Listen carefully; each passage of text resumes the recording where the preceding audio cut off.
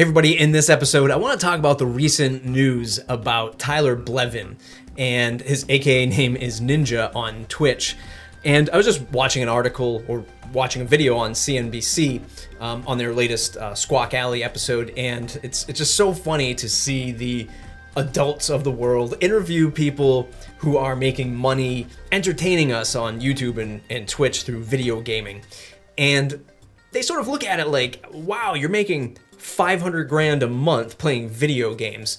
And while not all of them sort of fall into that, stereotypical adult where it's like, it's just video games, but they still don't fully grasp the world's new way of entertainment. And that is streaming online and under the surface, building a brand, a personal brand, right? Gathering an audience all by yourself and then monetizing that audience your own way, through your own methods. And while you can argue that most of his revenue is coming from the platforms of Twitch and YouTube, which is scary because we've seen creators, especially on YouTube in the last year or so, go up and down with how YouTube and advertisers control you in terms of making money. And I've made a video about this. There's other ways to make money than just these advertising platforms that you're hosting your content on.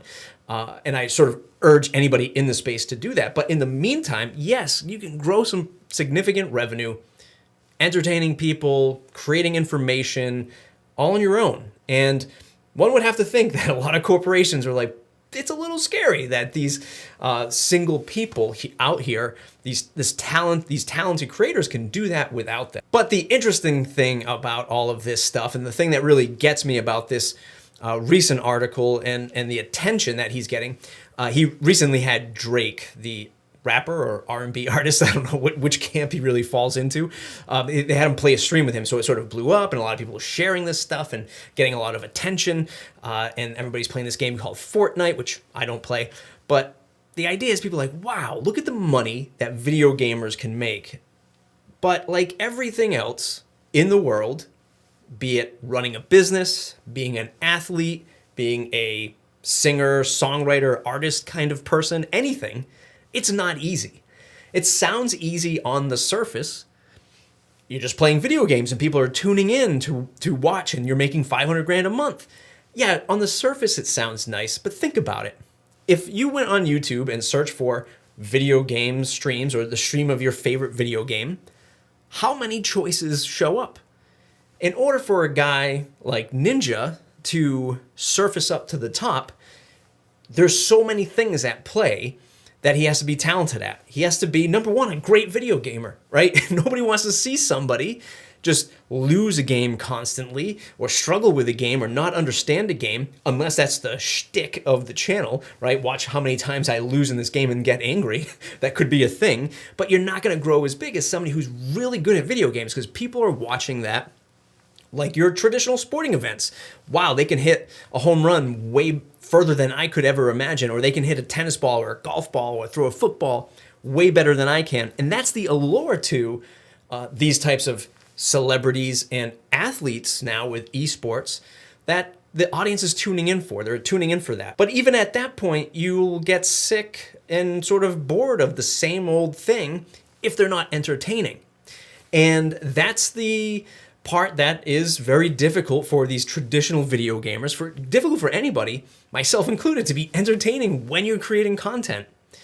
That is a unique challenge, and it's a unique gift that, I mean, many people can work towards, but a lot of people just have that knack for it to entertain and have people coming back. That's what really starts to grow the audience. Now, you have to glue that together. Not only do you have to be able to be really good at this video game that you're playing, or whatever it is that you might be doing. Maybe you're teaching people how to write code for websites or teach them how to do SEO for their websites or create content, whatever it might be. You have to be really good at that. You have to be really entertaining, thoughtful, or funny, or caring, whatever that trait is that people tune into you for, and then glue that together at the same time and perform both at the same time. When you're live streaming, if you ever watch video gamers live stream, and I do because I think that this is the next generation of entertainment, you have to be really good at what you're doing and focus on that video game, especially these higher end action first-person shooter games, it's competitive. You have to have a lot of awareness. You have to have a lot of, muscle reaction to what's happening in the game. And at the same time, you're trying to keep people entertained and enjoying the content coming out, watching a chat stream at the same time. There's a lot of multitasking happening here. And that's not easy to keep that all going in one sitting and then rinse and repeat that every single day, or at least 5 days out of the week, like a lot of these top streamers do, to keep the audience fed, to keep them coming back, to know that they're tuning in. As a content creator, you really start to sit back and say, wow, now I understand how like traditional TV networks have put out seasons, and they sort of break up these mini seasons, and you wonder like, why are they doing this? Why can't there be more content like right now? It's because it's a lot of work. If you imagine it as yourself as one person doing all of this stuff every day, showing up every single day, and think of that 1,000 times more in a big production movie or show, you start to see the scope of it all. But the point is, it was with Ninja, this stuff, yeah, he's making 500 grand a month. It's the hot thing right now. Esports is hot, streaming is hot, Twitch is hot, YouTube Live and all this streaming stuff. It's where this sort of new age way of marketing and content creation is going. I'm sure we'll see a plateau. And unfortunately, we're going to see these platforms and corporations probably start to squeeze the amount of money that people are making as more talent shows up. But it's not as easy as these folks sort of make it out to be. They throw the numbers around, they get the catchy headlines, but video games and making a lot of money, it sounds like, oh, that's cute. That's all you're doing is video games? No, there's a lot going on here, entertainment-wise. Plus, if you watch the video of CNBC, which I'll link up in the description below, he's doing a lot of charitable stuff too. He's giving money and sponsoring what I believe is sort of for pets and maybe for dogs and things like that.